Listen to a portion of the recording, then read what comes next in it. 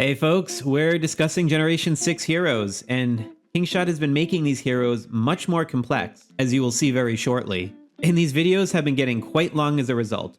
So starting with this generation, I'm taking your feedback and breaking this up into 3 separate videos, one for each hero. And this video is on Sophia.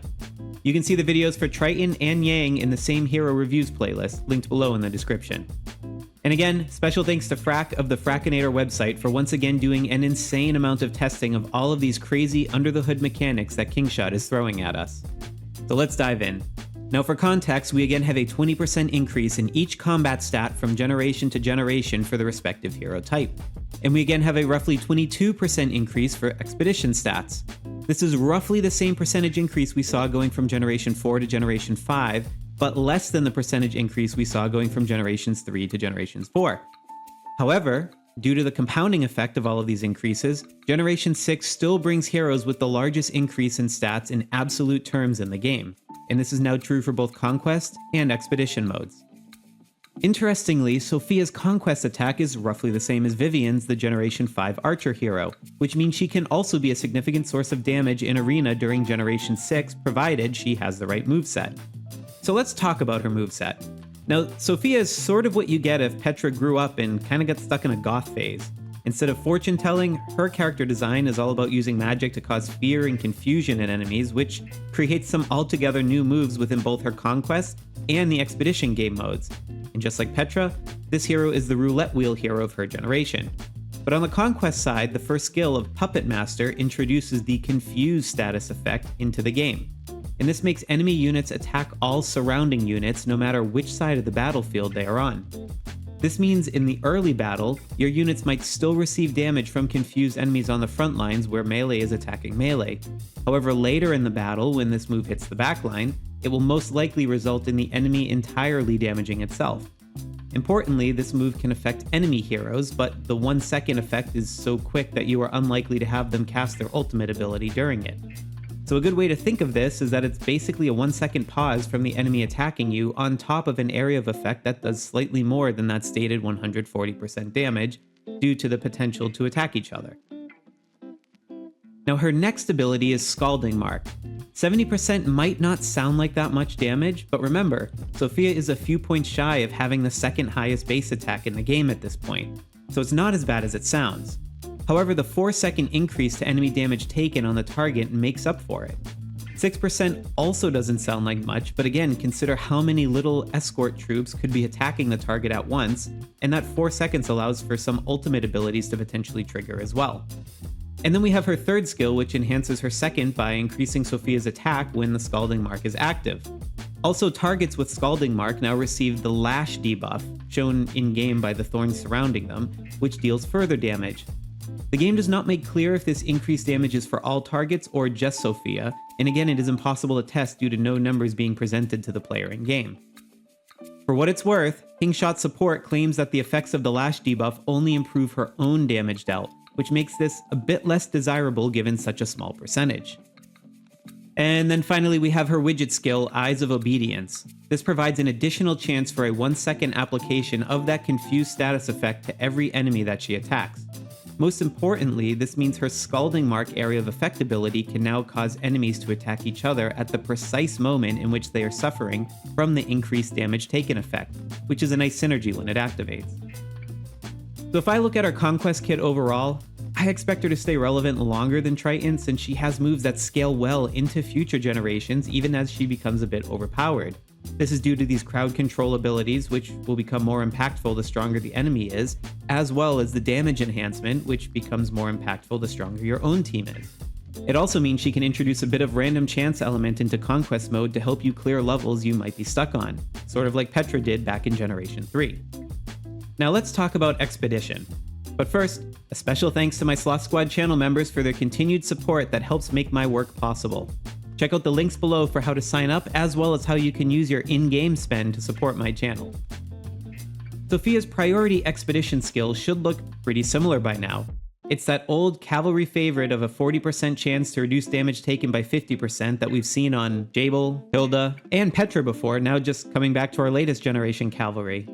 But please be aware that this skill also made its way onto Long Fei, who was Generation 5's wheel hero. So if you're a free-to-play player or low spender and you use these heroes together, they are sharing the same skill code, which reduces the effectiveness. And just like in the Conquest skills, her second and third abilities work together, but this time, it's a very complex and weird interaction. One is called Terror Deathblow, and the other is Terror Annihilation.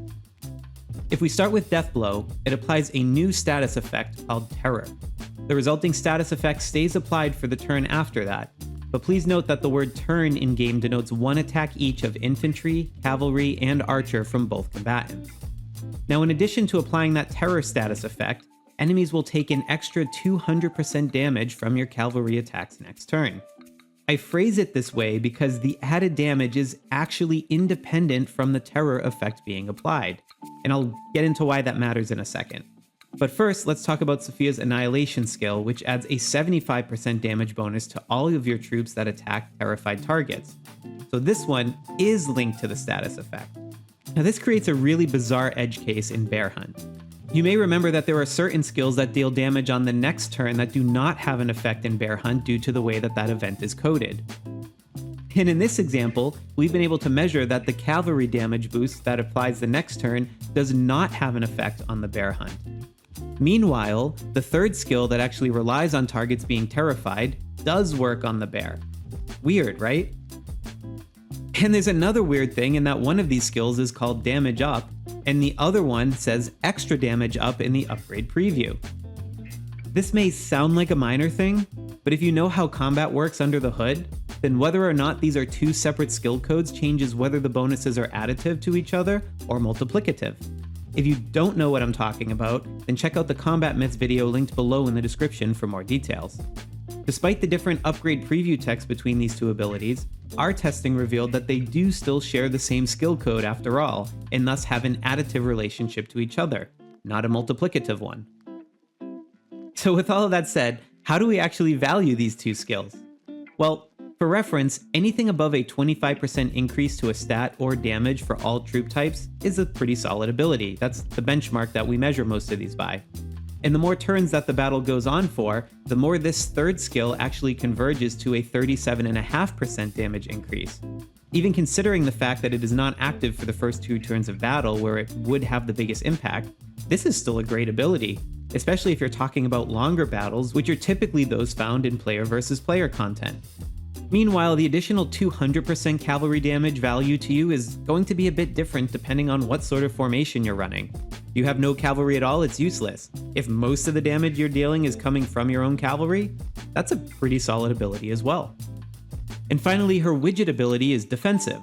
It improves the lethality by 15% when you're on defense, which gives us a bit of a hint about her intended role and overall investment case. So let's talk about it. She is the Generation 6 roulette wheel hero, which means many free-to-play players are probably watching this wondering if it's worth it to build her. And to be clear, Sophia will not be a replacement for Petra or Thrud on Bear Hunt.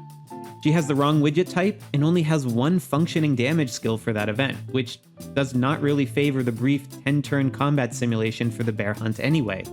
And since bear formations are archer heavy, her base stats really aren't going to make up for it in any way. However, she is the first free-to-play friendly defensive cavalry hero you can build since Jabel back in Generation 1.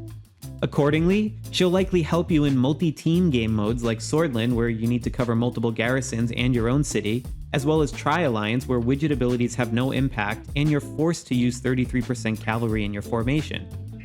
You may also advance some stages in Mystic Trial too, and you'll be better positioned in Conquest and Arena with her. So if these all sound like valuable things to you, then go ahead and spend the gems on the roulette wheel to get her. But if you're maybe a free-to-play player and you already spent your orange shards on Margot in Generation 4 and you want to use those gems on something else, you might be able to get away with skipping her if you aren't planning on defending much.